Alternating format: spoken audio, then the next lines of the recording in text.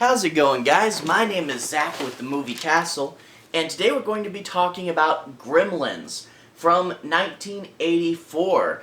For those of you guys who are new to the channel, I've been covering Christmas movies all December long, and even though we're past Christmas, I had two more spots to do two more reviews, and I had to grab up some more Christmas movies while there was a little bit of the season left. And Gremlins is actually a pretty good movie for this time of year.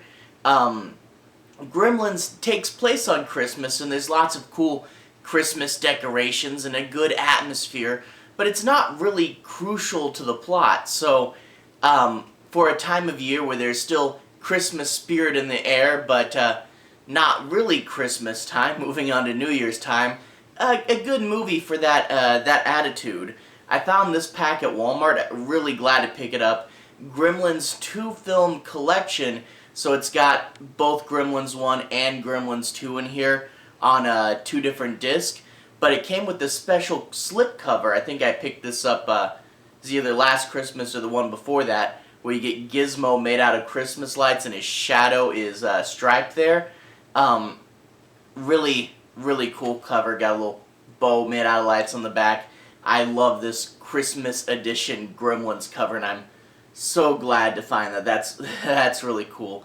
But anyway, Gremlins from 1984, directed by Joe Dante, starring Zach Galligan and Phoebe Cates, and this is also produced by Steven Spielberg.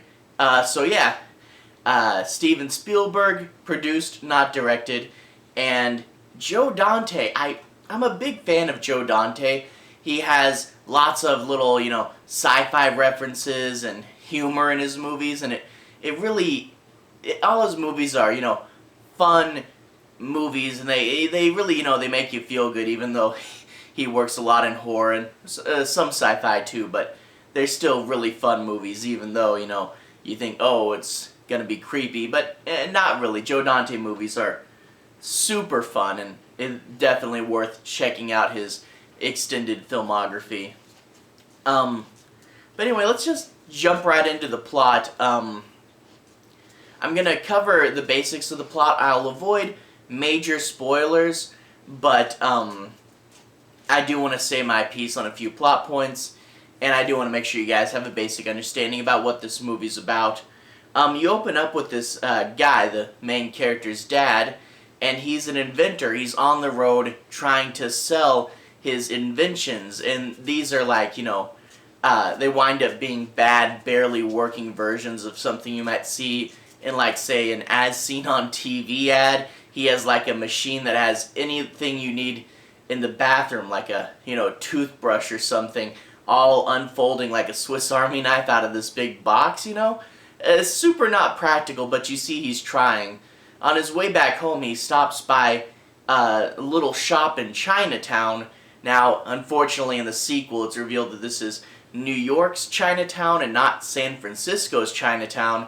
Too bad, because I would love to, in my head, cross this over with Big Trouble in Little China, but New York's Chinatown.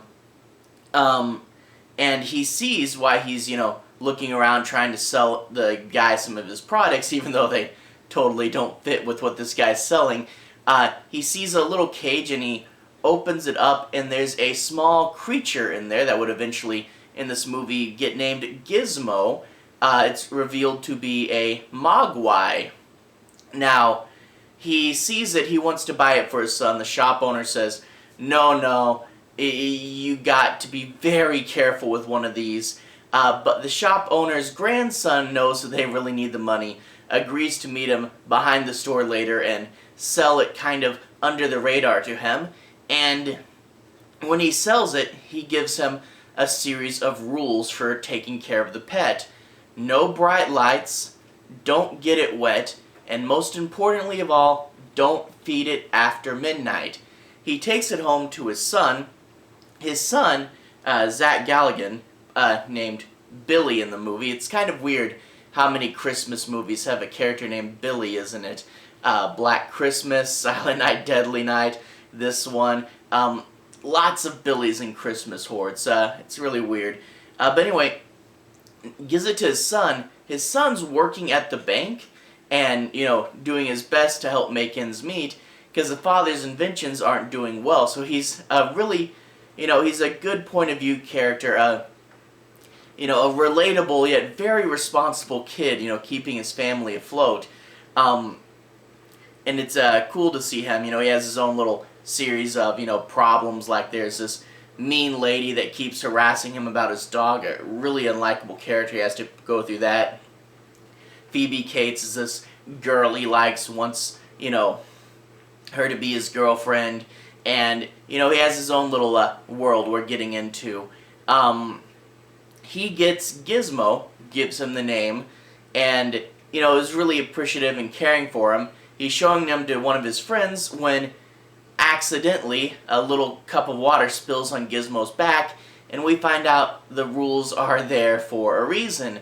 Gizmo shoots a bunch of little puffballs out of his back, and these puffballs open up, and you can see that this is how the species reproduces with water, and each of these puffballs turns into its own gremlin with a clear leader, a gremlin with a mohawk that they named Stripe. And by the way, a lot of people mishear that and think it's Strike or something, but no, the mohawk is a line, a stripe. It's a weird common misconception.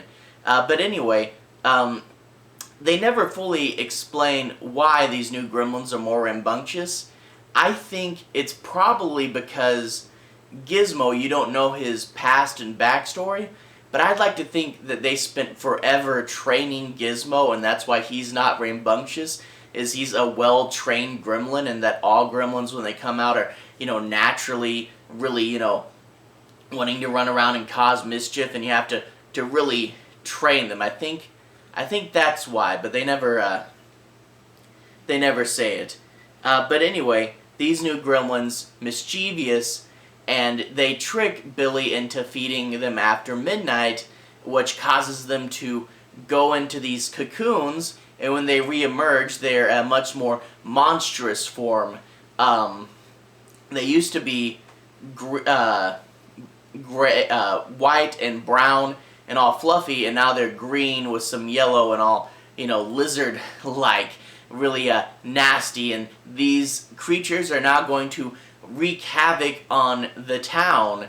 One of his neighbors is kind of a conspiracy theorist, but he recognizes them, the species as given the name by the Chinese are the Mogwai, but he recognizes them, and the Americans, when they encountered them, called them Gremlins, which are an actual piece of legend, an actual myth before the movie. World War II pilots would often get things messed up in their engine, and they had no explanation as to how this happened, and would blame the Gremlins as to this little creature that would go in and mess up the planes. For those of you who remember the famous Something on the Wing Twilight Zone episode, that's actually another interpretation of a gremlin there. So it's cool to see that they used an existing creature to turn it into something new and different, and the fact that, like, two different cultures that encounter them in different ways would have two different names for it. I'm like, well, that makes sense. Although some people, and maybe this is right, some people say that the Mogwai is the nice form and the gremlin is the mean form. Maybe. I don't know. They don't really specify it too well. But anyway, the Gremlins, of course, wreak havoc on the town, and that's where we're going to stop talking about the plot to avoid spoilers. So anyway, when we go into the pros, it's kind of hard to review this movie and not just say, it was fun, it was cool, which is really unhelpful. I think the best way to describe this movie and why it works so well is to compare it to what Gremlins probably would have turned into under most circumstances. A lot of people, if they were given the concept of Gremlins and told to make a story, you'd get about 10 Gremlins, and it would lead to just a few little vignettes. where the gremlins would, attack someone. So, there'd be one guy here attacked by gremlins, one guy there attacked by gremlins, and they have to solve the problem. And there is some of that, but with this movie, you get not just a few gremlins. By the time things spirals out of control, you get, hundreds of gremlins, probably about 200 in total by the time the film ends, which is a way bigger scope, and rather than just, picking on individual people, they run amok in the whole town, and despite that it might be hard to understand what's going on in such a large scale, they really do pull it off, and you understand that these things are taking on the whole town, and it really is this big, a lot of movies when they spiral into that much insanity, they kind of lose focus. Here, it really, you can follow it, and you get this big, wacky, over-the-top concept without, without losing focus, which is very, very hard to do. But you see, this movie could have been just a small little monster creature feature movie, but you had the budget that Spielberg brings along, as well as, his name will get people to, go, okay, this is a Spielberg movie, let's go and put all this, time and effort into it. But then you get Joe Dante at the helm. Joe Dante understanding humor so much better than a lot of other directors, not making this into a wacky comedy, but giving it a great sense of humor that makes it so enjoyable. That's really good, and there's lots of other little Joe Dante quirks that get in there I don't think get recognized enough. One is he loves old-timey sci-fi and horror, and you do get to see, say the standard Easter eggs, the posters, and, the things on TV, which a lot of directors do use as Easter eggs, but you get things like the dad's at an invention convention, and Robbie the robot is there, which is great, and the time machine from the H.G. Wells Time Machine movie, that's there in the background and actually disappears between shots, which is hilarious. But there's a ton of references, and not just in a, oh hey, look, there's a reference way, but in a great humorous, almost like a pop culture riff that you might see more in today's movies than back then. And, you get movies nowadays that reference and play off pop culture, and I think Joe Dante deserves way more credit for starting that trend and, starting it out on the right foot, that movies can reference other movies and kind of make fun of them, and that will be more prevalent in the sequel, which I will get to eventually. But this movie, like I said, it goes over the top into, extreme chaos, but you can still find it. But you get, like, every single idea that they could have come up with. There'll be little shots that you can tell they build a whole gremlin for, and that they choreograph this gag, and it'll just be a gag. You could have cut it out from the movie, not even notice. But they put in the effort. They show you every single crazy gremlin idea that they could think of, and you get a bunch of gremlins in a bunch of different costumes, you get gambling gremlins that if one cheats, they'll shoot another one. You get gremlins in the movie theater that have a popcorn bucket helmet on. It's amazing. There's one scene where Phoebe Cates, her parents own the bar, and the gremlins bust in while she's running the bar, and she's trying to serve all these gremlins to keep them happy, and she's running around trying to keep the bar going, and the gremlins are just wrecking up the place. It's hilarious. One other thing, though, is this is not just a straight comedy. There is still, a horror movie in it, and there still is fighting the monsters, and it's one thing I think the sequel kind of forgets about.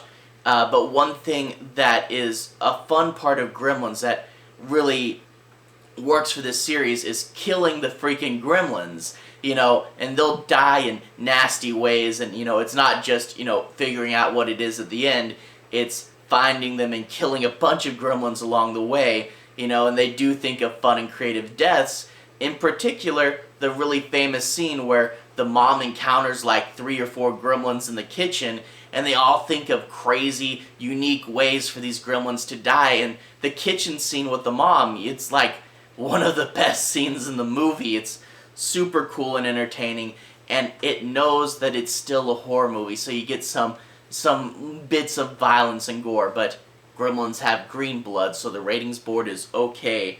But anyway, it's super fun, and if you haven't seen any other of Joe Dante's films, I'd recommend looking more into Joe Dante's career.